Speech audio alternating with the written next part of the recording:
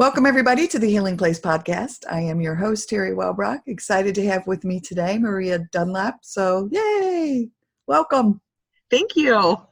Just like the gray box. I know, right? We're trying to get the camera issues resolved, but so we're not gonna have Maria's smiling face, but we're gonna have, she's gonna send me some still shots and we'll get those. Yeah, absolutely. Yeah.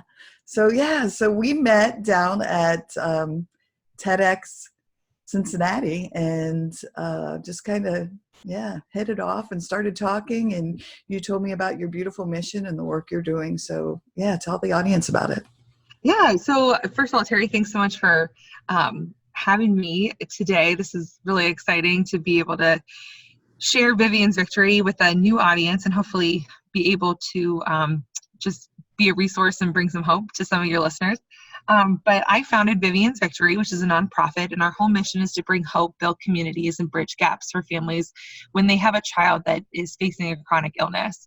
And we've been around since 2014. We primarily are working in Cincinnati with families that come to Children's Hospital in Cincinnati. We're not affiliated with the hospital, but we meet most of our families because of their child's diagnosis and them coming here to receive care for their child. And we're able to do that on a lot of different ways. For every family, it's different. It could be just being an emotional support for them, to be present for them, to build that community. It could be, helping them with a gas card so they're able to be physically present for their child, or helping them with their rent, or keeping their lights on so that they're able to be discharged from the hospital and go home, and pretty much everything in between there. And since 2014, we've impacted just over 2,000 families. Wow. Really exciting, and also I think a huge testament to what a need there is for what we're doing. So. Right. Absolutely. Is there an application process then that people go through? There is. So there's two ways that we meet our families. We have an application that's online, and that's where families are able to request specific assistance. So it could be, the gas card, a hotel stay. It could be their utility bill paid, their rent paid, whatever that specific financial need is. That's how we would meet families, is through the application, which is found on our website, viviansvictory.org. Or we also meet families through our programming in the hospital, which is really innovative in an approach that we're taking that goes under the whole building community aspect, is being present for families where they're at, meeting them where they're at, which having a child in the hospital can become very isolating because people don't know how to handle that. People don't know what to say. They don't know how to react themselves. And so a common response is just not to do anything. And so families are alone, they're scared, they're broken, they're confused, and we're able to go in and lift them up through different activities, just being a one-on-one peer support for them, being able to, do sibling parties for holidays, or just fun days through the year, just whatever that is, to allow the families to know that they aren't alone. Yeah. So beautiful. My son, John, my oldest, who's 25 now and doing great and has no health issues, but he was in Children's for 10 days when he was 2 months old. He couldn't breathe. And they couldn't figure out that they ended up calling it an echovirus. They thought it was pertussis, whooping cough. But all the cultures came back negative, but it was truly terrifying. And I never left his side. And, people would say, oh, you need to go home. You need to rest. You need to take care of yourself. You need to shower. You need to, and I was like, I always thought, I don't want him to open his eyes and not see his mom here. I'm going to get choked up talking about it. Yeah. And so it was so overwhelming as a parent. And that was just 10 days. I can't even imagine what you and other families have gone through, but just again, when that doctor came in and I said, could he die from this? And he said, oh yeah. And I just remember like, oh my God, like, right, you're like, I can't breathe now. Like, right. Right. Yeah. What are we going to do? Yeah, no, it's really scary. And it's an incredible roller coaster that you're on. And like for us, we were in the hospital for 59 days with Vivian, and we prenatally knew that Right. she had a heart defect. And so we knew going into her birth that we would be in the hospital. But we didn't anticipate all of the complications that she had. So, it's just this roller coaster, like every day, and being like, oh my gosh. And that not wanting your child to not have you present for them is the worst thing. I remember we had a resident that would come in all the time, and God love him. He was trying to be so supportive, and he would tell me all the time, Maria, you need to go out. You need to go, get your nails done. You need to go home and take a nap. You need to go, you need to just get out of here. And I finally one day looked at him and I was like, dude, this isn't your kid. Right. Like, when your kid is in this position and you're in this position, then you come talk to me about leaving, because I can't do that. If I was at home with my child and I was going to go do one of these things, I would have someone I know, I love, and I trust to come watch her. Right. If I'm not going to be here, someone else does need to be here, and it doesn't need to be you or one of the nurses that is, doing the best job she can, but she also has 6 to 10 kids on her caseload that day. You know what I mean? Like, they're not going to be sitting in here being present, which is my job. Right. But that's a real struggle for so many people. Yes. I mean, we so many families that's not a reality for them to be able to be present for their child, because what we do as a society, especially in this medical realm, is we say the best care for your child is hundreds of miles away from your home. And so what we're going to, and not even that, I mean, it can even be local, but we see a lot of families that come in from all over, and they literally leave everything. Yes. And come here and are with their child, and then what the hospital says is, hey, we're going to take care of your child. And the family's like, well, what are we going to do about our house?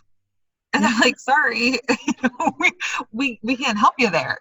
Like, our responsibility is care for the child. So that's wonderful and great. But then we're putting families in a position where it's you're damned if you do and you're damned if you don't.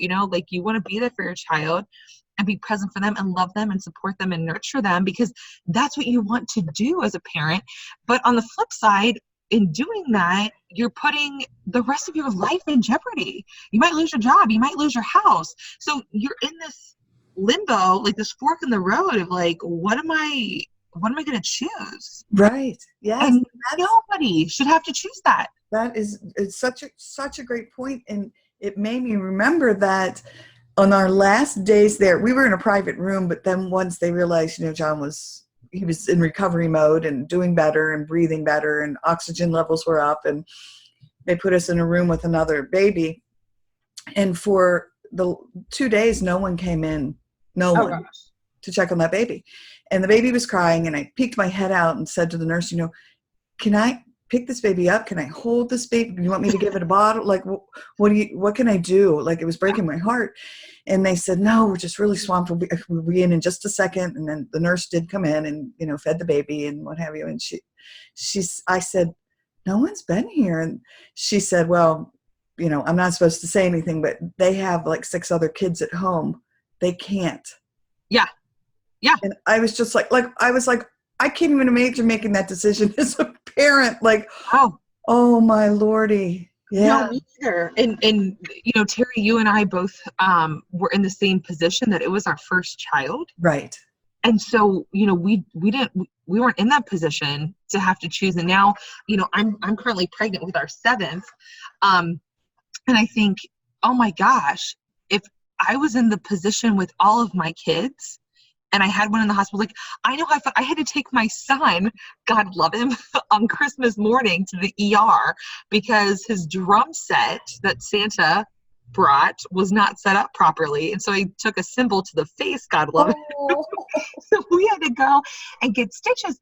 But just even thinking, like, I knew I was going to go home. Right. After we got this taken care of. But I still knew that, like, all of my kids were at home and they wanted me to be there with them. And but I knew I was going to go home. But I think, oh my gosh, like, if we were there for a prolonged period of time, or, having, the desire of a mother's heart is to be present for that child that needs you the most. But then you're like, all of my kids need me. Right. And I can't bilocate or multiply myself. And so, then we get into this whole another, like, it's like this onion that you just kind of start peeling is, the child is in the center, and then the parents, and then it's the family, and then everybody starts it's this ripple effect of, mom and dad are trying to be with the baby or the child, and there's other kids at home, and mom and dad are then feeling bad because they aren't with the other kids at home, and siblings are resenting mom and dad because they're with the other sibling. It's this whole Right. ripple effect of, I look at people that have a child in the hospital and kids at home, like, you guys are the real MVPs, because I don't know how you're doing this. Right. Being able to be a support, though, is, the least that we can do to try to alleviate some of that burden that they have. I was just going to say, the work that you're doing is so beautiful on that level, because, even the slightest bit of hope that you can offer these families and offer these parents and, the siblings and extended family, just is doing just a incredible world of good to their hearts, and for their lives. So thank you for what you're doing. Oh, absolutely. It's an honor. It really is a huge honor, because people don't have to let us in. Right. And so when families, we're complete strangers, and when, but there's with any experience that you have, there's a bond that kind of changes you. There's a bond instantly that people have. And I always kind of joke, because I don't take it lightly at all, that families allow us into this journey with them, because it's a very scary, just dark peaks and valleys of a place for a lot of people. But I always joke that I have street cred because my child died. Like, right. People will call me all the time and say, I don't want to talk to my doctor or nurse or social worker. I want to talk to somebody who's actually lived this, which is a huge responsibility for us too, because it's, defining, like, having that fine line of being support and people taking the things that come out of our mouth infallible too. And so true. It's like a trauma warrior badge, I think, you wear. I certainly have my trauma warrior badge for different reasons. And it is one of those things, like, you can flash the badge, like, I get you. I get it. Exactly. Yeah. That's 100% it. And it's also, I think, helping people understand, when I was in the hospital with Viv, there was one person that I didn't know very well, but again, it's that trauma warrior badge. She had conjoined twins that lived for 43 minutes after they were born, and then they died.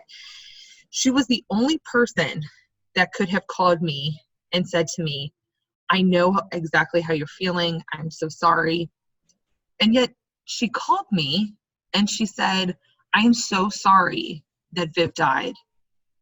I can empathize with you, but I have no idea what you're going through right now. Right. And I just want you to know I'm here for you. And, I love you. And that impacted me so greatly, because it made me realize in a new way, like, we don't this journey, while it's similar, each person is so different. And that's in everything in our life. Is every experience that we have is so different, even though it could be similar. Yeah. And having that empathy is the most important. Not wanting to fix anyone, not wanting to tell them that you have the answers, not wanting to say, I know exactly how you're feeling, but allowing them to know, like, I've been there and I don't understand how you're feeling because it's your journey, but I'm here to accompany you as you're figuring it out. Yeah. Beautiful. Like, that was just the most impactful thing. It's something that has, resonated with me as we meet these families. And I think there's a lot of freedom in allowing people to know that you're able to experience this and feel this how you're feeling it. Your way. Right. Your way. Right. 100%. And I talk to people about honoring one another's journey, because, and one another's story. Mm-hmm. We don't know anyone's past, what other trauma they've experienced, we just don't know. We don't know the history. We don't know what's involved there. But what she did was she just honored your story, your individual story. And if we can start to learn to do that as a society, I think it Oh, absolutely. would be such a more beautiful world. Yes. Yes. But I think too, to that point, like, so I am just freakishly obsessed with the story of the orca whales pod. Oh, yes. Oh, my gosh. So it's like hysterical because I have this totally irrational phobia of orca whales, but I was totally just captivated by the story of this mom orca whale that had her baby and it died, 40 minutes after it was born, and she carries it on her nose for 17 days and is at risk for her life, how she's grieving. But then what happens is all these mother orca whales and her mom pod come and help her. They, swim under her. They feed her like they're young. They take turns holding the baby so that mom's able to grieve, but mom's also safe and taken care of. Yeah.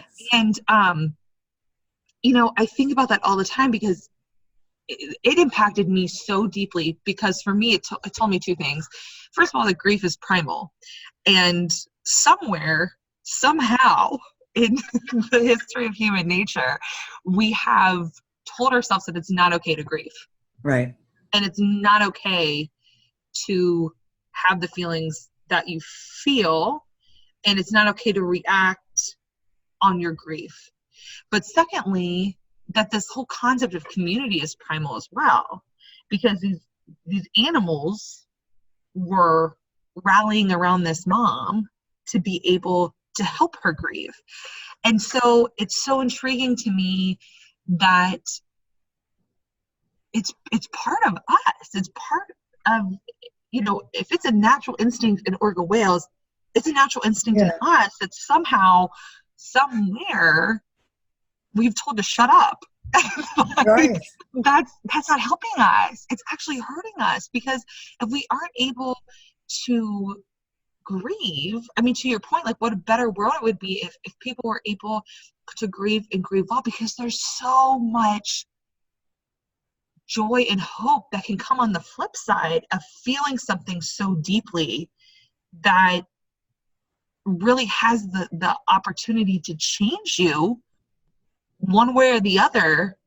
Yeah. But if you have a good support and you have the ability to feel, I believe that there is only good things that can happen through that. But we don't allow people to go through that. And so that gets stifled. And so what a better world it would be if we were able to unlock those primal instincts of grief and community, and have that kind of relay through our humanness and the human suffering that we go through. Yes, and beautiful. Two things popped in my head was, one, to be able to know that you can crumble, but that there are people there to catch you or people there to lift you back up. That's what it's all about. No matter, if it's grief, whatever it is, to be able to know that you have that support system in place. And the other thing is, I just find it interesting that when you first said orca, I touched my heart, and I was just, because the first thing that popped in my head was that story of that mother because I was captivated by it as well. Every day I was watching it, and just like my heart was just so attached to hers. Like I wanted to help her.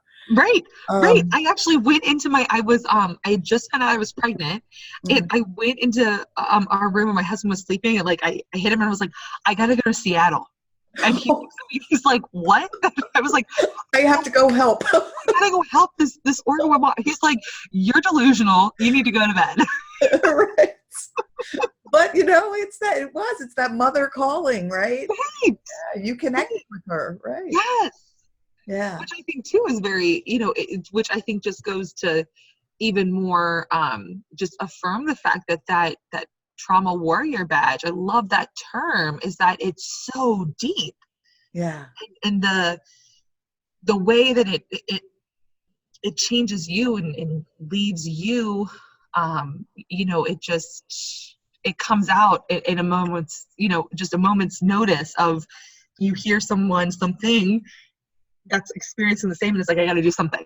I gotta help. I gotta do something. But I do think too that response is able to happen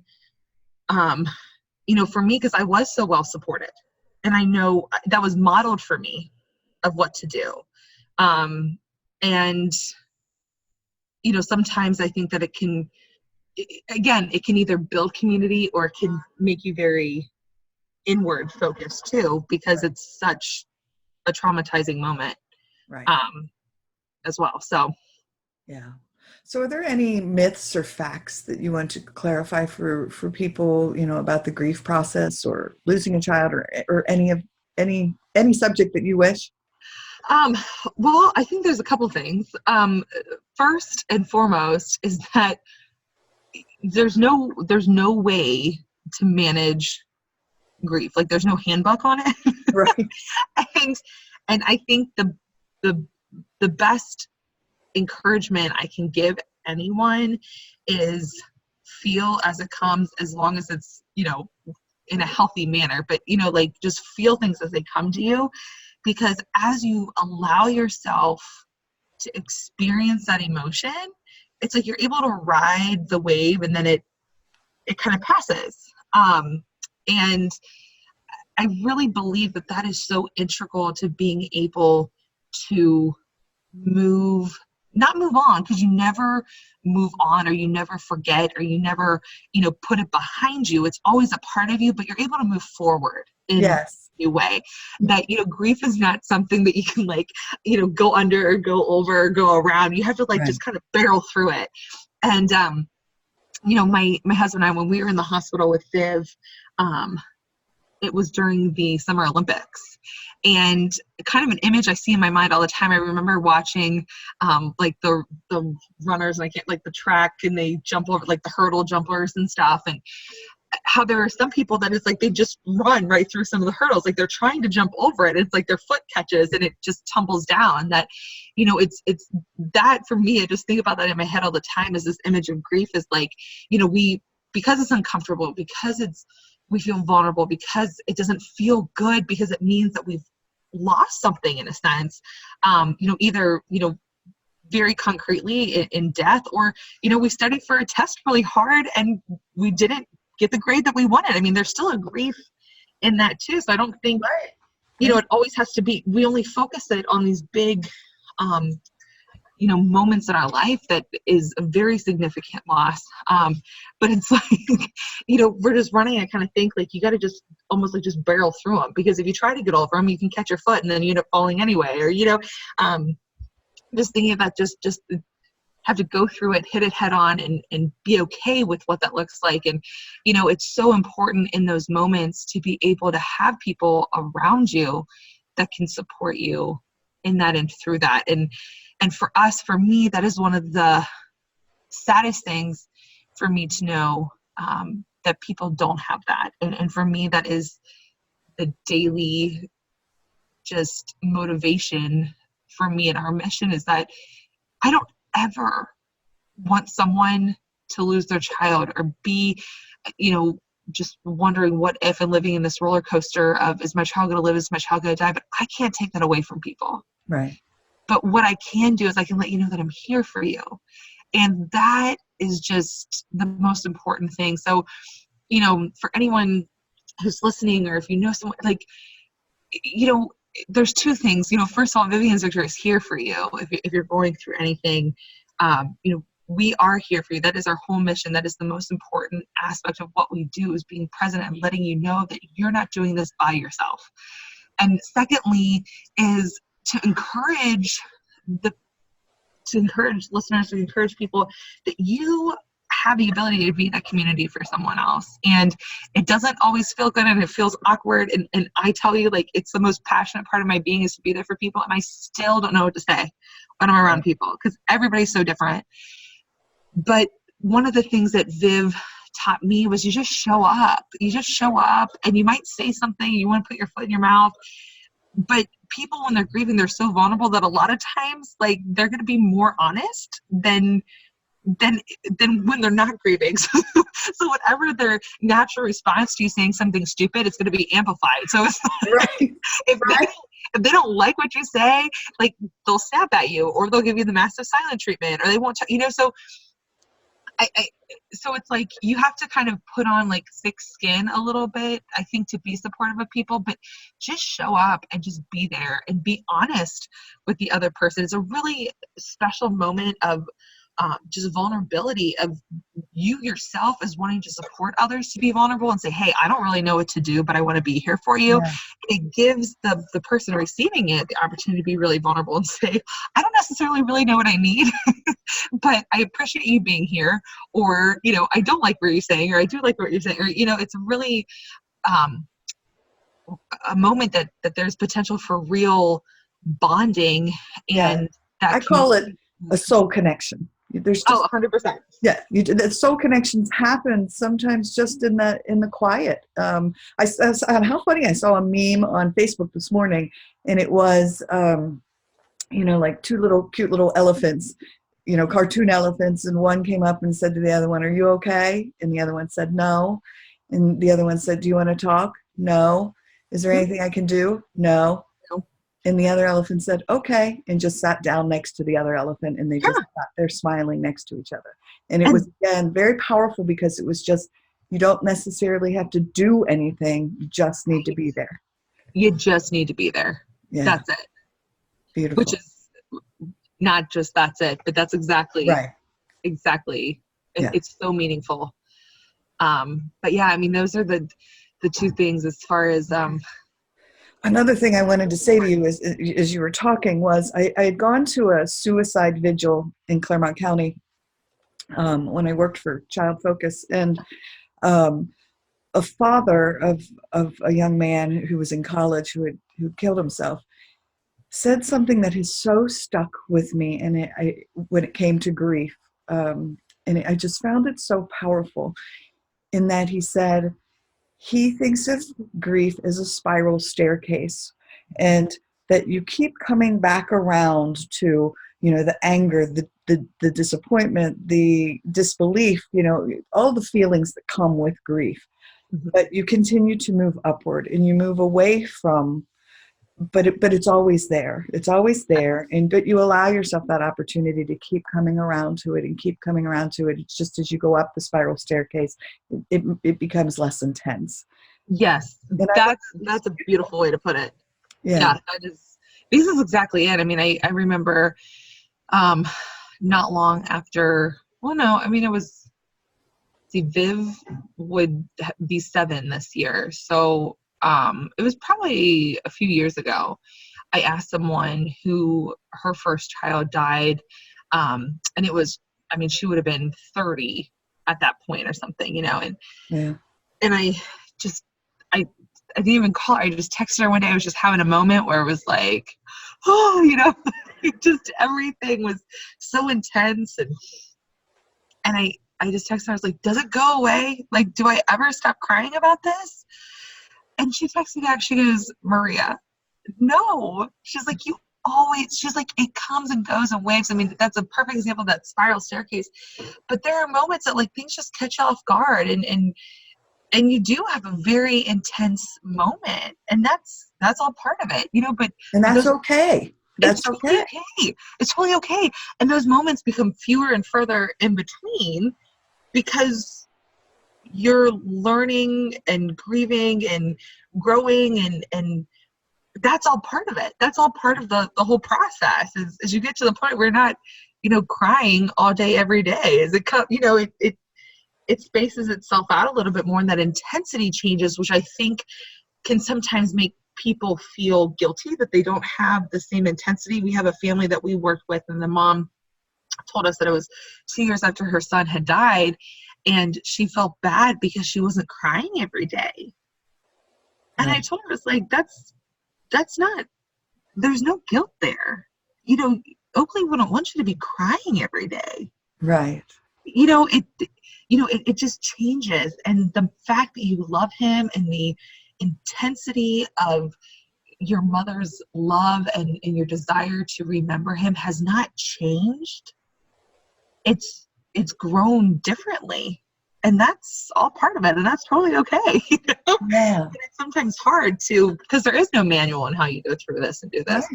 Right. And you just said Oakley, and I saw you have Viv's kids and Yes. on your website, and that name, I Yes. loved reading all the little story and just seeing their faces and seeing the families, and what a beautiful tribute and what a beautiful way again to honor their stories. Yeah, so thanks for Well, that. it's so crazy because each one of them, each one of them has impacted me so intensely, and how we've evolved as an organization is because of each of these families. And so it's very, and there's some that impact you more so than others, but every single one of them has left a mark on me personally, and has reinvigorated me to the commitment of our mission, and just really what steps we're taking to be the best resource for families. Because, again, what would have been helpful for me might not be helpful for someone else, and vice versa. And so we want to make sure that we're definitely hitting the mark and making an impact for people where they are, and in what they're experiencing. So. And people can donate as well. You're a nonprofit, yes? We are a nonprofit. We're a 501c3 nonprofit. They absolutely can donate. If they visit our website, viviansecretary.org, there's a donate button. We always say time, talent, and treasure are the things that we need. So if you're in the Cincinnati area, we need volunteers all the time. We're especially going to be ramping up our programming in the hospital in the next few weeks, which is really exciting. And the whole purpose is to be able to just be more present for the families and to let them know that we are a resource. And so we will need bodies to be able to make that happen. So if you are interested in that, on our website, there's a volunteer tab, and you can fill out a form, and we'll be in contact with you about doing that. We have events throughout the year on our website. Again, there's an events calendar. A few things coming up are we have a golf outing on June 22nd, and we're the charity partner with the Great Inflatable Race on July 27th. So we have a few things coming up in the next couple of months. And, and donating, of course, we just love being able to have that involvement with people in our community and even outside of our community. I mean, we've had families that have donated from all over the U.S. because we've impacted them while they were here in Cincinnati, and they go back home and their families want to be involved. And so the best way for them to be involved is to be able to donate in some way. So it's a really, it's just really cool how we're all connected on some level, and how we're able to be there for families, and how they're able to help spread what we're doing to people who need it. Yeah. Well, again, it's just beautiful. And you just had a ball, correct? We did. We had our annual fundraiser, our big fundraiser is a ball. It was on March 2nd. It was at Longworth Hall in Cincinnati. Super fun event. We had a live band that played, and just a great night of, sharing stories. And, we had Chris Lay, who worked for Children's Hospital, come and speak. He did a fabulous job of really stating the need that there is. There's over 32,000 children that are admitted to Children's every year for a long or short-term hospital stay. And so the hospital's responsibility is to care for those kids. But then after, anybody who comes with the kids, the family, they're kind of there. And Vivian's Victory is able to be present for them. And what's so unique about what we're doing is we're not specific to a disease or demographic. So we throw a much broader net than other organizations are able to do. So with medical technology growing and expanding the way it is, we're able to really be present for families that don't qualify for services from other organizations because they don't fall into the characteristics of who they're serving. Right. So it's a really, it's a niche that we found that I believe is going to grow, because kids aren't just going to be diagnosed with leukemia, or, right. Or they're not just going to have, a heart defect. There's so many more things involved in people's health history now that, we're going to have to kind of move towards more our model where, you're going to be able to receive assistance and support regardless of your child's diagnosis. We're here for you. Right. So I have to throw at you my favorite question. Yeah. Because I love the answers so much. So if you could meet anyone, dead or alive, to help you with your journey, who would it be? Mother Teresa. Oh, that's who I said. Isn't that so funny? Yes, that's my answer. Yes. Mother Teresa is like, I'm obsessed with that woman. Yes. And you know, I actually was just listening to a talk the other day, and I'm going to cry talking about this, but the speaker was talking about how she would go and just pick people up out of the gutter. Oh my gosh, yes. And I think about that all the time, because I think, you know, sometimes we get so obsessed with doing something good that we overlook the people that need it the most, that are so close to us. And that's how I feel like so many times that we're able to pick people out of the gutter. Like, we're working with a marginalized group of people that nobody's identifying, and we're able to pick these people out of the gutter and just let them know that they're not alone, that we're here for you. And that just is such an honor, but it's hard, it's tough, and it's overwhelming. I just think, gosh, she went through so much and took no nonsense from anybody, but everybody still knew that they were loved by her. Yeah. I think I would love to be more like her. I get it on so many levels, and I've said, I swear though, those exact same words that just came out of your mouth, where that she was not afraid to go into the trenches and, you know, hold those babies that had leprosy, or touch those people, or take them by the hand and just let them know they were loved, and let them know, and I'm going to get choked up, and just let them know that they mattered. Mm-hmm. And yeah, just so powerful. And I try to emulate her. Obviously, I'm no Mother Teresa. Right, I know. Like, gosh. But yeah, to emulate just the fact that she does, you know, I say a lot that I went through horrific darkness, made my way into the light. But I like to reach my hand back into the darkness, mm-hmm. and just, you know, tell people, you can do this. Come on. Yeah. Come on. You've got this. And and I think she did that a lot. Oh, 100%. 100%. And I just think, you know, every person that met her said that you felt like you were the only person that mattered when you were talking with her. Oh. And that's so important. We don't do that. People don't do that. There's so many distractions in our world that it's just like, gosh, to be able to allow people to leave. I hope everybody leaves me feeling like they were the only person that mattered to me at that moment. And I know that doesn't happen. But it is definitely a huge aspiration to be. Well, I mean, I can honestly say, you know, when I met you, I was just very drawn to you. And I think you have that essence about you, is that you do, you know, you honor others, you value their story and what they have to say, because, you give off that energy. So. Oh, well, thank you. I appreciate that. It's very, very important to me that people know that I do. It is very, very important to me. Well, I picked it up, so there you go. Oh, well, that's so funny that we both said Mother Teresa. I know, and I've had just such amazing, awesome answers. You know, I think your podcast like number 68 maybe. So I mean, you know, there's a lot of people who've been on here and talked about it, and I want to say maybe one other person has said Mother Teresa, or you might be the first one. Hey, wow, that's crazy. Well, yeah. There's been some Oprahs and some, you know, some Jesus, and so yeah. That's all right. Anything else that you want to address or talk about, you know, before we close out? You know, we are at Vivian Victory. We're going to be starting a podcast here in the next couple weeks to continue to just do a lot. What you're doing, Teri, is to provide support and encouragement for people kind of where they're at. And we'll have more information about that on our website when it starts. So if anybody's interested in following us along in this journey, please feel free to, you know, check out our website, viviansvictory.org.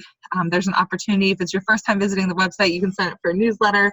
And, you know, we'd love to have you on this journey with us as we work to support people through their grief and through just the roller coaster of having a chronically ill child. And I really appreciate you invited me to come chat with you today and share some of our story and be a part of this. Yeah, and I'll share away. Or do you have a Facebook page or? Oh yeah. We got a Facebook page, Vivian's Victory, and then we're on Instagram and Twitter too. Okay. And all of our handles are the same, Vivian's Victory. So great. Well, I'll be sure to follow if I haven't already, all of those. And then when I put the podcast out, and when your podcast comes up, I'll throw a little promotion out there for you guys, because again, I think the work you're doing is just absolutely beautiful. well, thank you. And I thank you for turning your heartache into a light of hope for others. Oh, well, thank you. It's a grace and a gift, and we're thankful to be here. So, Yeah. Well, and thank you for all you're doing to bring light to so many people and this hope to so many people. And it's just so important and so needed. We just live in such a broken world that being able to share hope with people is just, it's so needed. And so thank you for following thank you. intuition that you had. Thanks so very much. Thank you. All right, I'll do a quick little closeout and we'll be done. And Sammy's popping up to say hi. Yeah. She's just going to swirl around and lay back down. I love it. That's super. Yep, there it goes. All right. Well, thank you for joining us here today, everyone. And until next time, remember, be gentle with yourselves. Thanks. Bye-bye.